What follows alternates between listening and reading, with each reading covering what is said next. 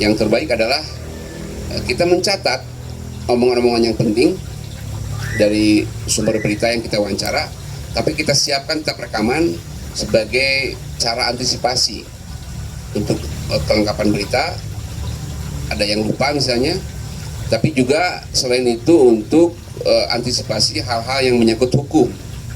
Misalnya ada dia menyebut sesuatu kalimat yang kita muat, tapi kemudian dia menyangkal atau mengadukan kita karena mengatakan sesuatu yang menurut dia tidak mengatakan itu. Tapi kalau kita punya rekamannya, kita menjadi kuat. Ada alasan, ada buktinya. Nah, ini yang paling bahaya adalah membuat berita sambil menatap langit ya. Ini banyak kejadian. Jadi tahun 90-an dia memberitakan bahwa jalan Cijapati itu kan jalan yang menghubungkan antara daerah Majalaya ke arah Garut ya, ke arah Leles. Itu terjadi longsor besar dan mobil ngantri semua di situ katanya karena jalan terputus oleh longsoran besar itu. Itu dikutip oleh banyak media tahun 90-an itu. Tentu karena banyak dikutip dan ramai di masyarakat, Kapolres setempat itu mengecek ke lapangan dan ternyata tidak terjadi apa-apa di situ. Tidak ada longsor, tidak ada antrian kendaraan, tidak ada kemacetan gitu ya. Usut punya usut, ternyata itu hanya kabar dari pesawat 2 meteran, tahu teman-teman? Sekarang sudah tidak ada lagi sih ya, karena sudah ada WA segala macam. Kalau dulu kan ada HT itu 2 meteran itu yang YD1 apa gitu kan, YC1 apa gitu kan, karena ada komunitas kayak begitu. Yaitu ada informasi seperti itu tanpa konfirmasi, tanpa ngecek ke pihak yang berwenang. Teman kita ini menulis berita itu. Wah, dia bikin mungkin sambil menatap langit, dia bikin sedramatis mungkin, tapi ternyata itu bohong. Tidak ada kejadian sama sekali. Yang kalau sekarang dikenal sebagai berita hoax lah gitu ya. Tapi ini hoaxnya dibikin oleh berita resmi. Nah, ini ada juga berita fitnah ini yang lebih bahaya, berita fitnah ini karena ini sudah menyangkut ranah hukum. Sekali lagi, dalam berita yang menyangkut hukum, selama belum ada keputusan yang kuat, keputusan yang pasti, keputusan final di pengadilan, pers tidak boleh melakukan pengadilan terhadap kasus itu. Jadi bikin vonis sendiri. Karena itulah dalam pemberitaan selalu ada tingkatan status, misalnya tersangka anu.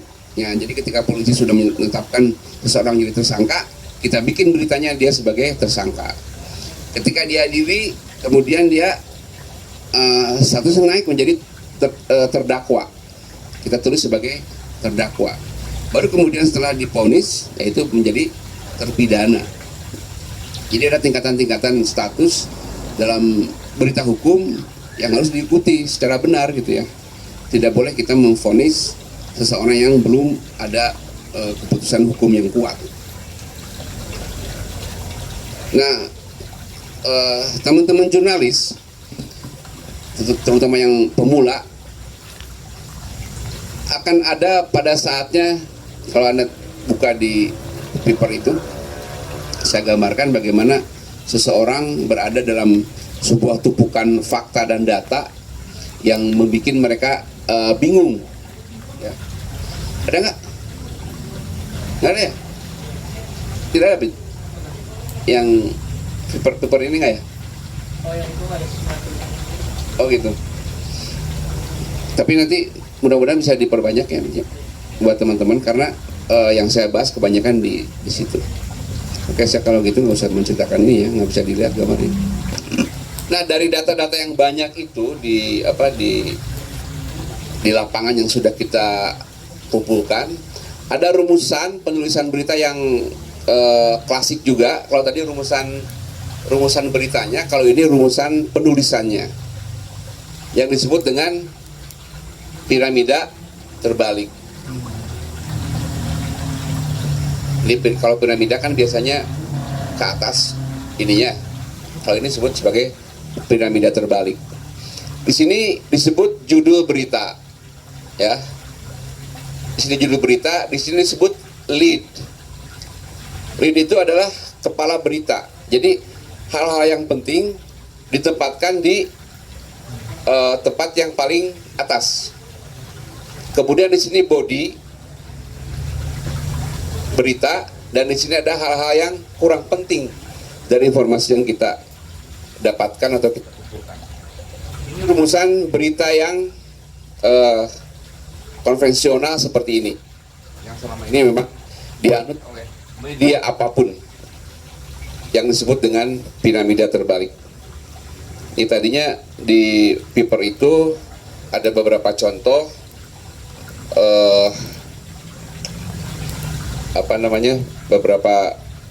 beberapa informasi yang akan kita coba untuk disusun menjadi sebuah berita, ya, dengan menggunakan rumusan tadi yang 5W1H.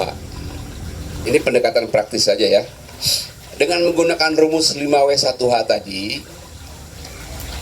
yang saya sudah terangkan, yang how, when, yang gitu kan, tadi sudah saya sampaikan.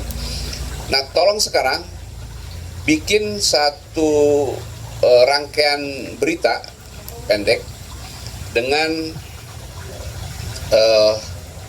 informasi secara garis besar yang diperoleh di lapangan.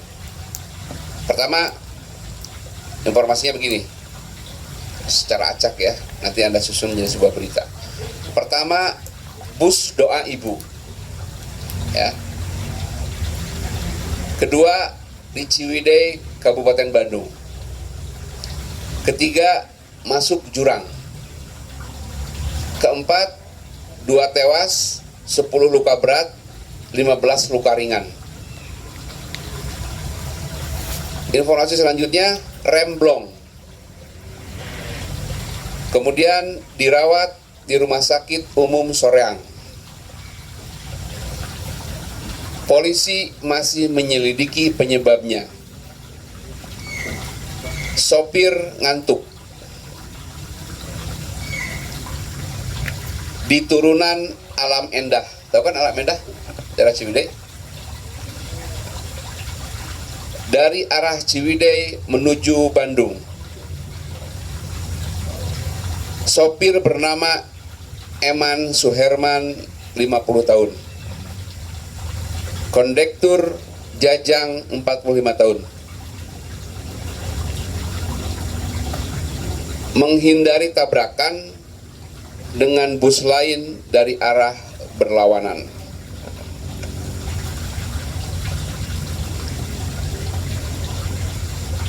Senin 25 Desember 2017 pukul 15.00.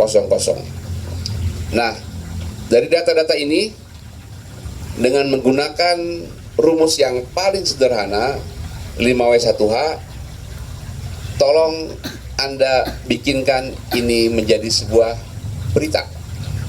Oke? Rumusannya kan tadi sudah 5W1H. Kita mau berangkat dari mana dulu? Mau dari who, mau dari how, terserah. Karena semuanya bisa dibolak-balik gitu. Gitu. Dari kejadiannya dulu, misalnya dari jumlah yang tewas dulu, dari lokasinya dulu, terserah. So.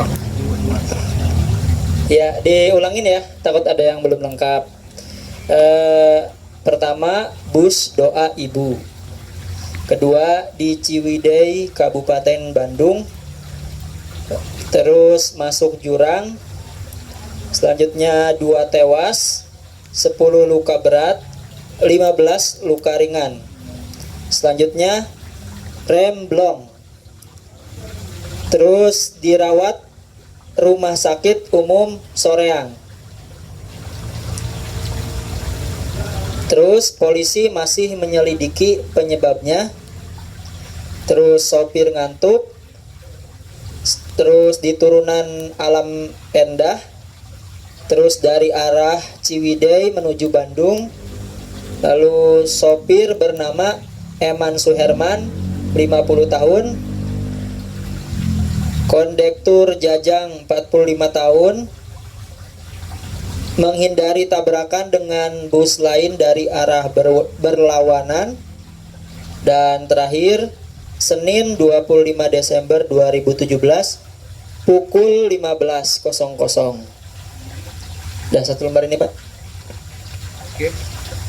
Hari Senin tanggal 25 Desember pukul 15 di Ciwidey, Kabupaten Bandung, tepatnya di turunan Alam Endah. Polisi masih menyelidiki penyebabnya, namun diperkirakan bus yang dibawa oleh supir bernama Eman Suherman, 50 tahun, dan kondektur Jajang berumur 45 tahun menghindari tabrakan dengan bus lain dari arah berlawanan yang disebabkan karena supir mengantuk. Oke. Dok, yang lain? Nah, susah kan? Enggak kan? Oh, sudah. Ya, so. Senin 25 Desember 2017 pukul 15 waktu Indonesia Barat terjadi laka lantas dari arah Ciwidey di turunan Alam Endah yang menyebabkan 2 orang tewas, 10 luka berat, dan 15 luka ringan. Diduga kecelakaan ini terjadi diakibatkan supir mengantuk hingga masuk ke dalam jurang. Menurut penuturan supir Eman Suherman, 50 tahun, dan kondektur Jajang, 54 tahun, bus doa ibu menghindari tabrakan dari bus berlawanan arah. Hingga saat ini polisi masih menyelidiki lebih lanjut. Korban masih dalam perawatan di Rumah Sakit Umum Soreang. Terus. Di sini judulnya 2 orang tewas dalam insiden kecelakaan bus doa ibu. Insiden kecelakaan bus doa ibu terjadi di turunan Alam Endah, Ciwidey, Kabupaten Bandung pada Senin 25 Desember 2017 pukul 15.00. Akibat insiden tersebut, bus masuk jurang dan memakan korban jiwa.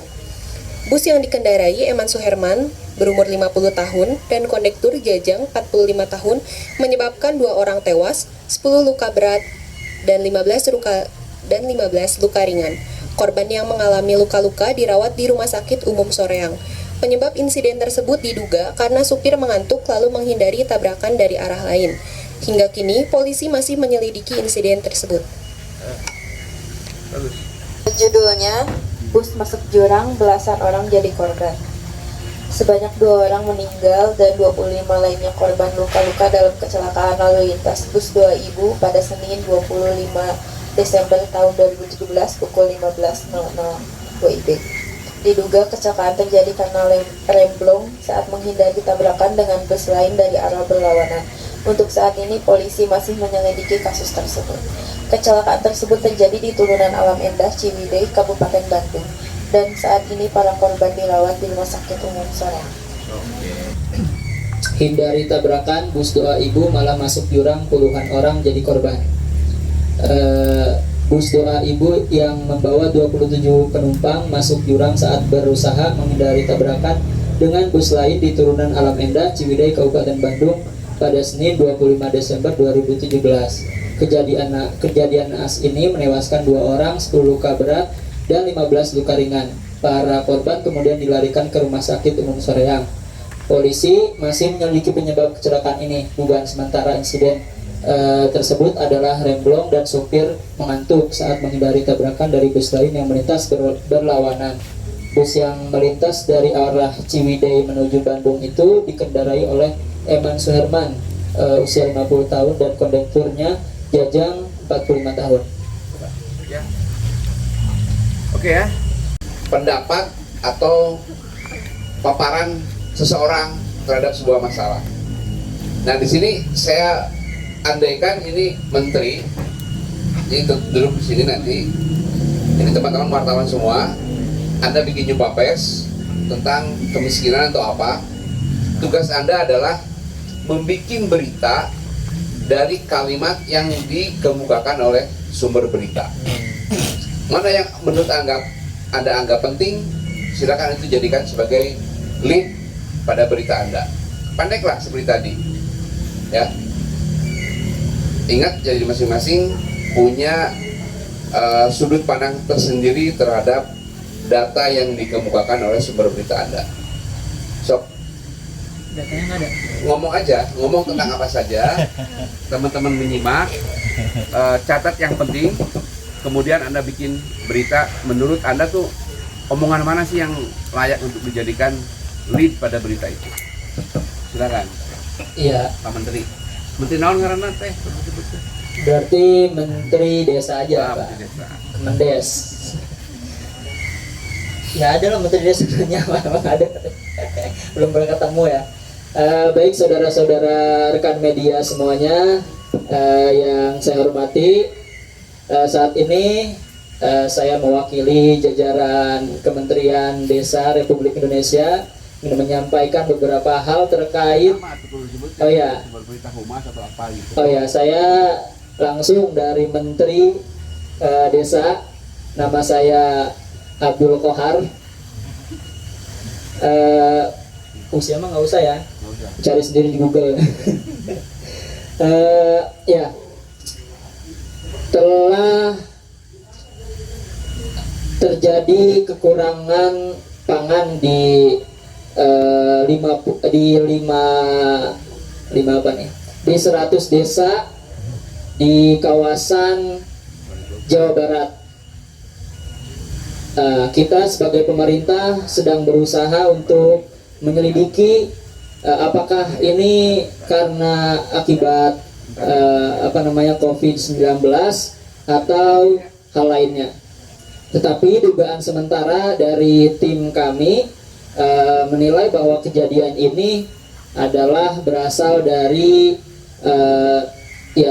kemarin ya kejadian COVID-19 sehingga melesukan ekonomi warga, dan warga Jawa Barat umumnya itu mayoritas ya buruh tani, kemudian selain itu juga ada buruh di perusahaan dan di bidang usaha kecil. Nah, kami sedang melakukan penyelidikan sekaligus akan menurunkan bantuan berupa uang tunai sebesar ya banyak lah 500.000 rupiah per kakak ya yang terdampak peristiwa ini.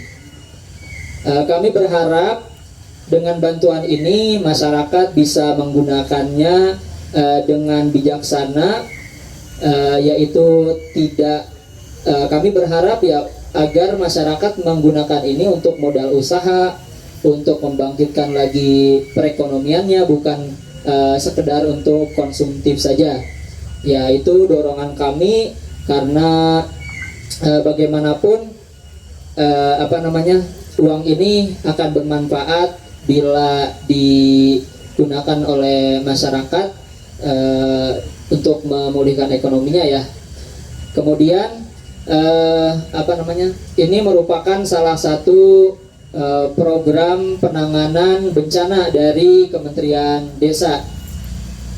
Jadi anggarannya jelas dari langsung APBN tahun 2022.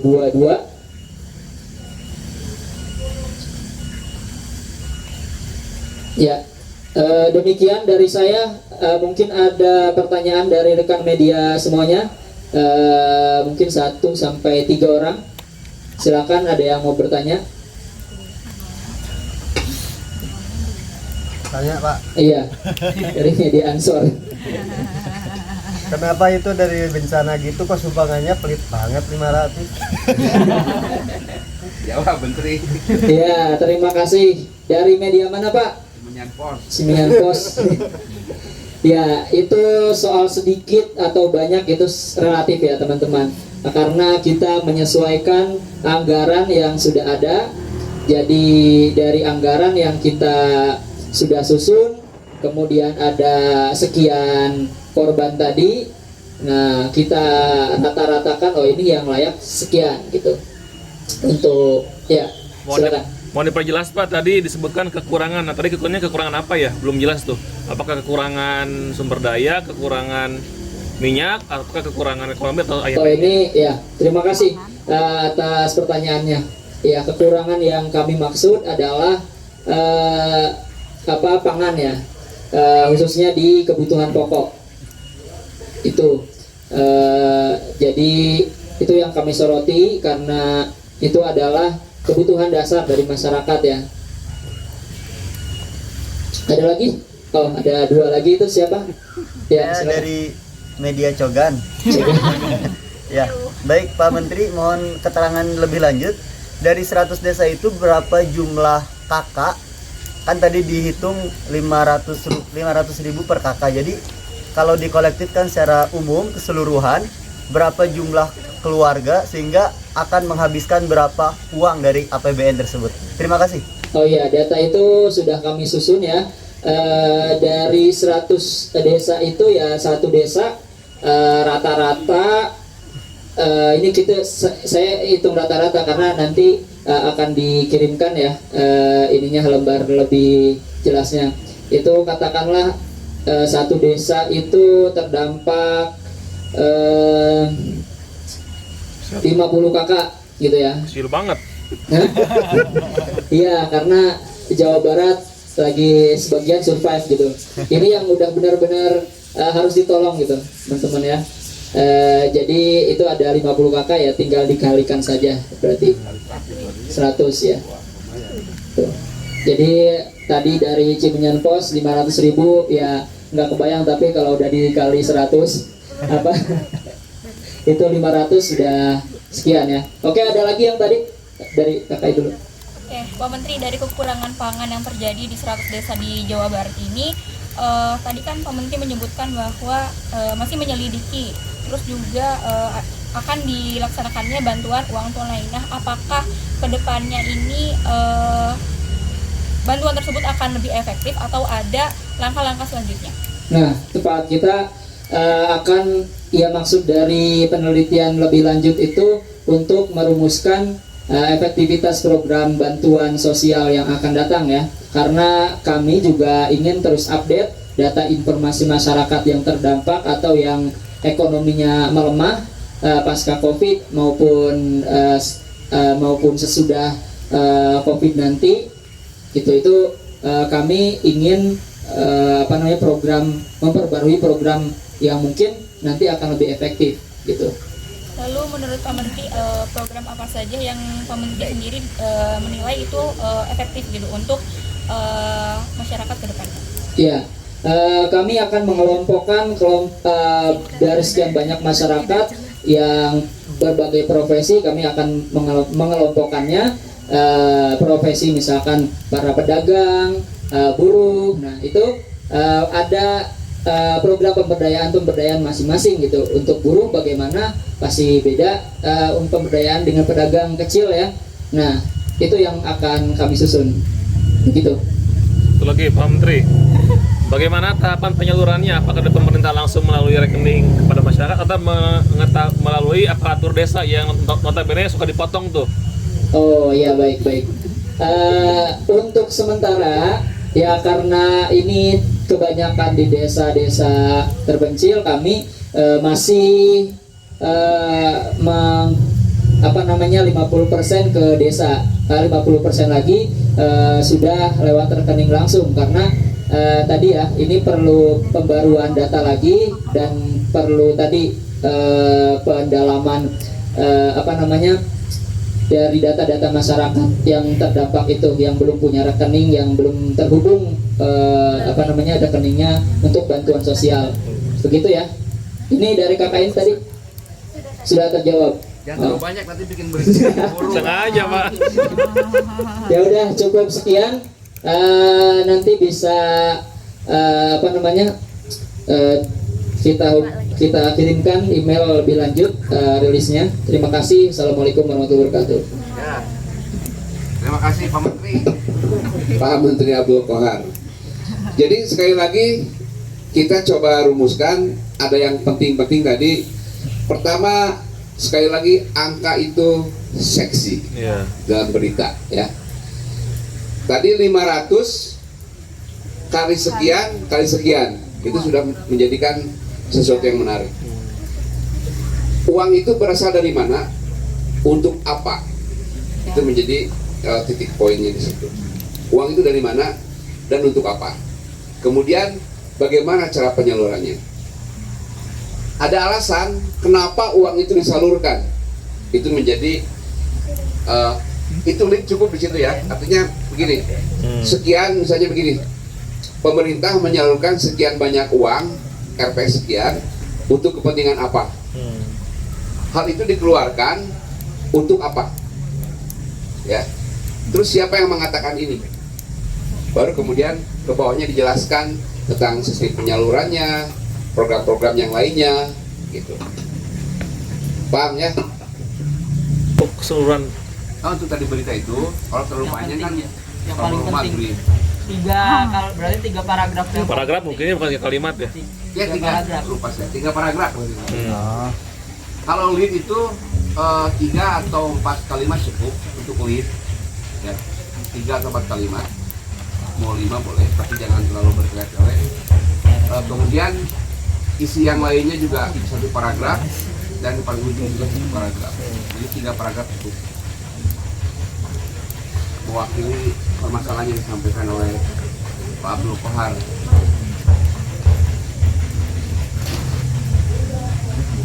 Ini wartawati semua nih yang nulis berita, wartawannya cuma berapa orang? 5 orang. Coba menyampaikan berita yang singkat, padat, tapi tidak jelas ya. Kita padat merayap. Judulnya pemerintah beri dana bantuan untuk masyarakat. Menteri Desa bernama Abdul Kohar menyampaikan Gak usah pakai bernama. Menteri Desa Abdul Kohar menyampaikan telah terjadi kekurangan di beberapa desa. Menurut Abdul Kohar, pemerintah sudah melakukan upaya perbaikan di pedesaan yang mengalami keterbelakangan ekonomi. Penyebab awal terjadinya hal tersebut diduga sebagian besar karena dampak COVID yang melanda seluruh wilayah Indonesia, khususnya pedesaan tersebut. Upaya awal yang dilakukan pemerintah adalah penyaluran dana bansos sebesar Rp500.000 kepada 50 kakak setempat yang bersumber dari dana APBN 2022. Ini ada beberapa kekurangan ya. Harusnya. Pertama kekurangannya nggak disebut kekurangan naon, ya kan? Berarti kekurangan pangan. Terus 500.000 itu untuk 50 kakak di setiap desa. Sementara jumlah desanya ada 100, ya kan? Iya. Jadi dari situ akan muncul angka 500.000 kali 50 kali 100. Ya, Berapa sih, Pak? 2,5 miliar. 2,5 miliar. Jadi kita bisa nyusun berita sebenarnya dari angka itu. Jadi Kementerian Desa mengucurkan dana Iya, 5 miliar. sebanyak 5 miliar dan APBN pada tahun 5 miliar rupiah. RP 5 miliar kepada 100 desa di Jawa Barat gitu kan, iya. untuk anu bla bla bla bla gitu. Jadi angka jumlah uang itu penting disebutkan. Terus jumlah total yang kekurangan pangan juga penting disebutkan juga. Jadi 50 kakak setiap desa kali 100 desa, katakanlah setiap kakak itu ada 4 jiwa, jadi akan bertambah banyak itu jumlah jiwa yang kekurangan pangan gitu. Dan ini sebuah jumpa pers yang langka ya, karena jarang pemerintah mengakui adanya masyarakat yang kurang pangan, nah, malah ditutupi gitu kan, jarang terbuka. Izin untuk membacakan beritanya. Judulnya sebanyak 5 miliar dana APBN akan disalurkan oleh Kemendes. Sebanyak 5 miliar anggaran APBN 2020 akan disalurkan pada masyarakat di Jawa Barat. Menurut Abdul Kohar selaku Kementerian Desa, penyaluran dana tersebut sebagai upaya Kemendes dalam menjawab krisis pangan, khususnya kebutuhan pokok yang terjadi di 100 desa di Jawa Barat. Menurutnya, krisis tersebut disebabkan oleh pandemi COVID-19 yang menyebabkan buruh tani serta pedagang kecil kehilangan ruang ekonominya. Setiap kakak akan mendapatkan bantuan sebanyak 500.000. Abdul Qohar berharap dana tersebut digunakan oleh masyarakat sebaik mungkin, bukan hanya sekedar konsumtif semata.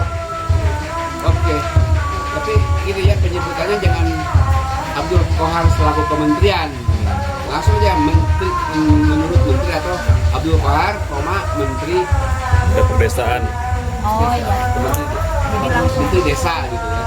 Jadi jangan kalau menyebut orang jangan kementeriannya karena itu kan lembaga.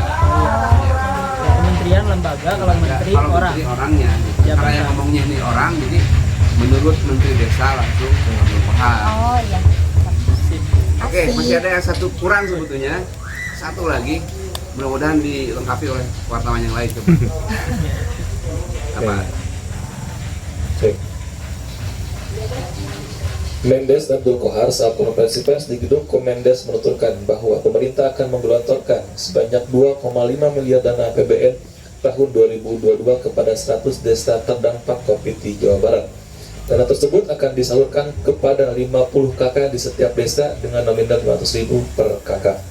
Mendes menuturkan bahwa dana yang diberikan adalah bantuan untuk mengatasi kekurangan bahan pokok yang terjadi karena efek pandemi COVID-19. Sampai saat ini, pemerintah sedang melakukan penyelidikan lebih lanjut guna menentukan langkah penanganan selanjutnya. Mendes pun berharap bahwa bantuan yang digunakan tersebut digunakan dengan sebaik-baiknya untuk meningkatkan kembali ekonomi masyarakat kecil, menengah, masyarakat kecil, bukan hanya konsumtif semata. Itu 2,5 apa 5 miliar?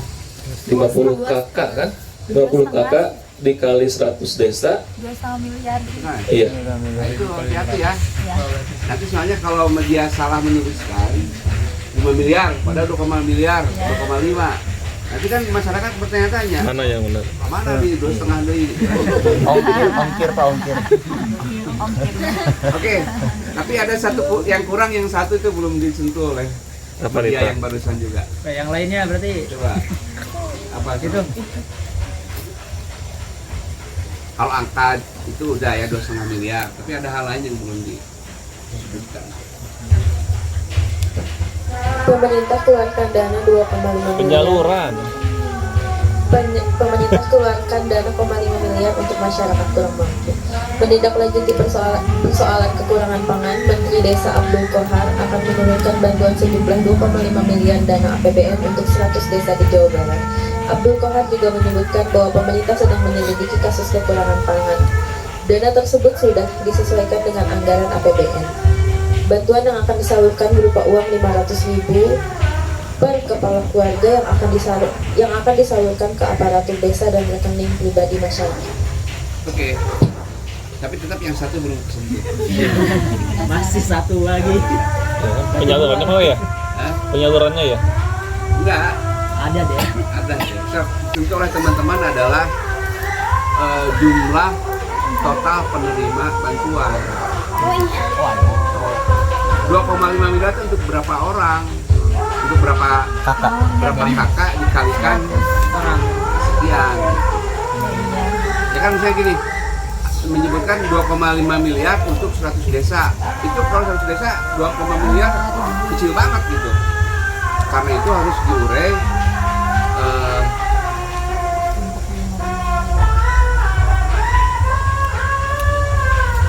Jadi dana tersebut akan disalurkan kepada 5.000 kakak di 100 daerah. nggak 100 di 100 desa ya. Ya 100 desa di Jawa Barat gitu ya. Jadi selalu ada komparasi, ada perbandingan sekian duit itu untuk berapa banyak. Itu selalu ada begitu. Oke. Jadi kalau kita menyebut hanya 100 desa, itu tentu kecil sekali gitu. Padahal di desa itu hanya ada 50 kakak kan? Hanya 50 kakak. 50 kakak itu dikali 100 karena ada di 100 desa. Di jumlahnya berapa? 5.000 ya? Dengan total 5.000. 5.000. Kalau kita mau lebih detail lagi, dengan perkiraan rata-rata satu keluarga itu 4 orang, ya itu kan berarti 5.000 kali 4 kali 4 20.000 orang. iya 2,5 miliar itu untuk sekian itu orang, jadi jatuhnya tetap aja kecil ya. Satu orang 100.000 ya. Tadi menterinya agak kelewat juga, dia tidak ngomong bahwa yang 500.000 itu untuk berapa bulan, 3 bulan, setahun.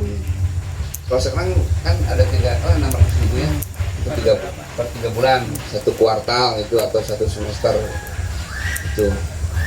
Tadinya harus ada wartawan bertanya, itu untuk berapa gitu. Sebetulnya menterinya tahu, cuman dia nyoba wartawan aja gitu. Nah jadi teman-teman, itu pelatihan kita hari ini ya untuk penulisan berita, dan sebetulnya mudah-mudahan ini bisa berlanjut dengan sesi yang lain. Kita dulu di teman-teman relawan angkatan Adit, angkatan Abdul Hamid, juga Sauki, ada yang namanya program cantrik jurnalistik ya. Cantrik itu kan artinya Pengikut. apa ya? Pengikut santri. Ngikutin ya. Ya, sama Jadi kayak santri. kiai itu kan ada cantriknya tuh yang ngikutin gitu ya. Jadi kita konsepnya dulu teman-teman ini menjadi cantrik, kita beri pelatihan untuk penulisan feature, penulisan berita, dan kemudian kita sama-sama ke lapangan gitu. Misalnya ke kebun, ketemu petani, teman-teman melakukan wawancara dengan sejumlah petani itu. Petani apa aja yang ditemukan di lapangan. Setelah itu kembali kita ke rumah ini, kita bikin tulisannya, kita bahas bareng-bareng gitu hasil tulisan itu. Nah dengan cara praktis seperti itu sebetulnya kemampuan kita bisa langsung diasah ya, ketimbang kita di dalam kelas banyak teori segala macam, tapi dengan hal yang praktis seperti itu bisa langsung lebih mudah sebetulnya, terutama bagi teman-teman yang punya minat kepada dunia jurnalistik yang lebih jauh gitu. Begitu mungkin pertemuan kita hari ini, semoga kita nanti bisa melanjutkan kepada program cantrik jurnalistik yang entah kapan mungkin sama Hamid nanti disusun lagi, supaya kita lebih mahir menulis. Karena begini ya, satu hal yang membuat kita agak ketinggalan dengan bangsa lain itu kan persoalan literasi. Literasi itu nanti berhubungan dengan kemampuan kita menulis, kemampuan kita mencatat ya. Kita walaupun Belanda ini penjajah, tetapi tolong ambil pelajaran yang baik dari si penjajah ini dalam soal pencatatan hal-hal yang penting di negeri ini ya. Selama mereka menjajah negara kita, orang-orang Belanda ini sudah menghasilkan ratusan, mungkin ribuan buku tentang Indonesia masa lalu gitu ya. Kalau Anda lihat di perpustakaan, begitu banyak buku-buku hasil penulis orang-orang Belanda ini yang menulis segala hal tentang Indonesia. Saya tahu begitu juga bukan karena saya memiliki buku itu, tapi saya melihat di Delper ya, itu di situsnya Belanda itu, mereka menulis tentang Sumedang, mereka menulis tentang Garut, tentang gunung-gunung di Jawa Barat gitu ya. Tentang Cimenyan aja mereka ada datanya ya, karena dari koran-koran lama mereka. Itu apa? Itu merupakan dampak positif dari budaya mereka menulis gitu ya. Mereka menulis tentang Gunung Manglayang. Luar biasa kan, gunung-gunung kecil seperti itu mereka tulis juga. Gunung Manglayang, Cibiru naiknya dari mana? Kalau mau naik ke sana itu ada orang-orang Belanda itu menulis begitu. Sumedang, Cadas Pangeran gitu, mereka tulis. Jadi sekali lagi, pencatatan tentang segala hal itu tidak akan sia-sia. Ya, Anda biasakan apa yang Anda temukan di lapangan, selama itu memang penting, Anda tuliskan. Karena sekali lagi, apa yang kita tulis tidak akan sia-sia. Kalau tidak kita nikmati juga, mungkin ada orang-orang lain yang akan menikmati hasil tulisan kita. Dan sekali lagi, dari sisi agama, tentu itu memiliki nilai pahala yang insya Allah bermanfaat bagi kita. Ya, sekali lagi, biasakanlah Anda untuk mencatat kan apa yang Anda anggap penting Kan biasanya kalau teman-teman lagi ada persoalan tiba-tiba menjadi penyair dadakan kan, menjadi penulis novel dadakan gitu ya. Tapi kalau nggak ada persoalan, nggak ada tuh kebiasaan menulis. Nah jangan seperti itu. Oke, assalamualaikum warahmatullahi wabarakatuh.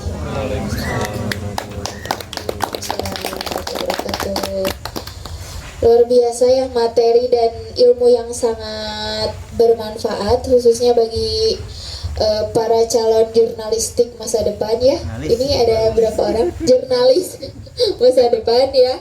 Mudah-mudahan bisa jadi pendorong semangat supaya bisa lebih kreatif, lebih berwawasan dalam menyampaikan sebuah berita. Sebelum ditutup, ada satu hal yang mau disampaikan ya tadi. Hal menarik yang disampaikan oleh Pak Anton adalah berita bisa didapat tanpa batasan dalam berbagai aspek. Namun menarik dan tidaknya berita tergantung dari daya ciumnya wartawan. Bagaimana wartawan tersebut semangat untuk bertanya. Jadi kunci dari segala yang disampaikan dalam sebuah berita adalah bertanya ya. Kalau tidak ada yang bertanya, maka tidak akan ada berita yang didapat. Mungkin seperti itu ya. Baik, terima kasih untuk teman-teman semuanya yang sudah setia sampai akhir acara. Jangan bosan karena masih ada beberapa sesi lagi ya. Ada 3 sesi lagi. Jadi untuk teman-teman diharapkan untuk kembali hadir di sesi-sesi selanjutnya. Terima kasih dari saya. Mohon maaf apabila ada kekurangan. Wassalamualaikum warahmatullahi wabarakatuh.